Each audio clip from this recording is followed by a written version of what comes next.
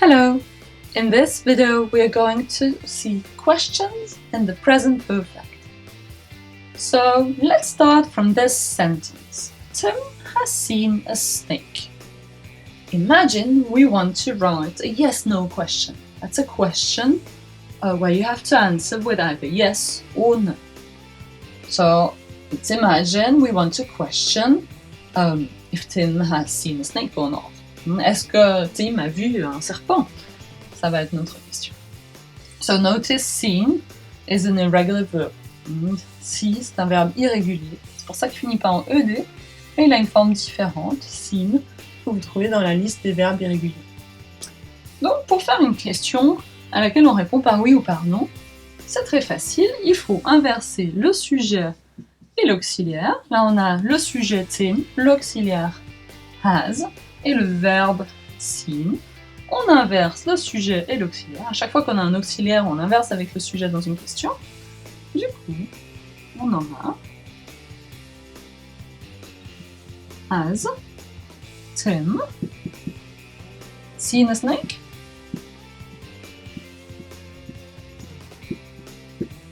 Est-ce que Tim a vu un serpent? Et la réponse à ça, on pourrait mettre une réponse courte. Dans la réponse courte, on réutilise l'auxiliaire qui est là, have, au present simple, et on l'utilise après yes, donc yes, he has, ou bien no, he hasn't. Yes, he has, ou no, he hasn't. On pourrait avoir aussi des réponses longues. Has Tim seen a snake? Yes, he has seen a snake. Ou no, he hasn't seen a snake. Là, on a les réponses courtes, qui sont un petit peu moins évidentes, où on s'arrête après l'auxiliaire. Okay.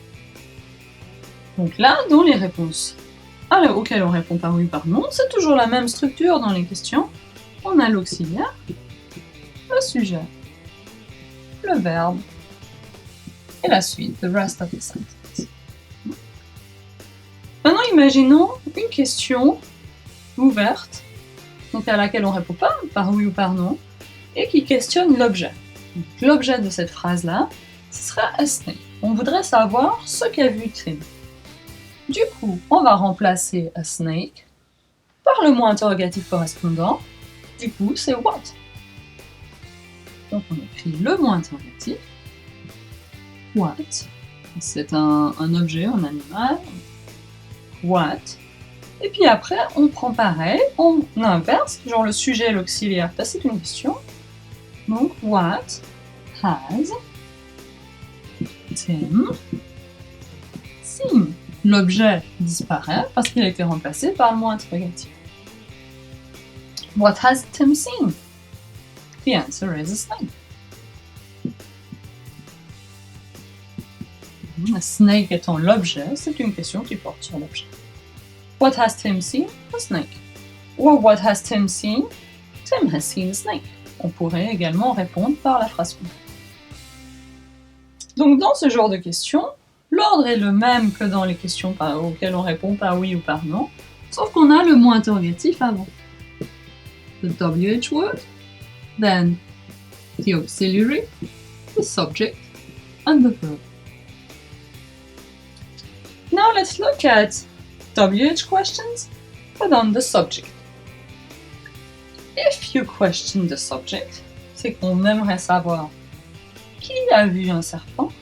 Quand on questionne le sujet se transforme en mot interrogatif. Tim étant une personne, ça sera who.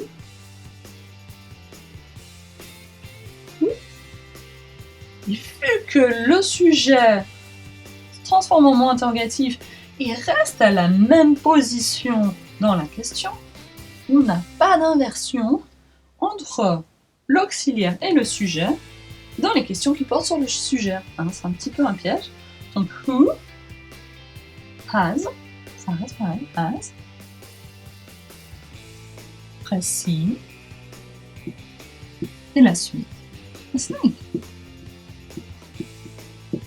And the answer is Tim. Tim has seen a snake. Donc attention là. On a le mot interrogatif, l'auxiliaire, le verbe et le reste de la phrase. Donc là, vous avez trois possibilités, trois types de questions. Yes, no questions, où on a inversion entre le sujet et l'auxiliaire. WH questions on the object. Donc, vu que l'objet vient devant la question, il y a un mouvement de l'objet. Dans ce cas-là, on conserve l'inversion entre le sujet et l'auxiliaire. Mais dans le cas d'une question qui porte sur le sujet restant à la même position, on conserve l'ordre des éléments dans la suite de la question. Donc, pas d'inversion entre le sujet et l'auxiliaire dans ce troisième type de question. Okay, so now you know everything about questions in the present perfect. I'll see you soon in another video. Goodbye.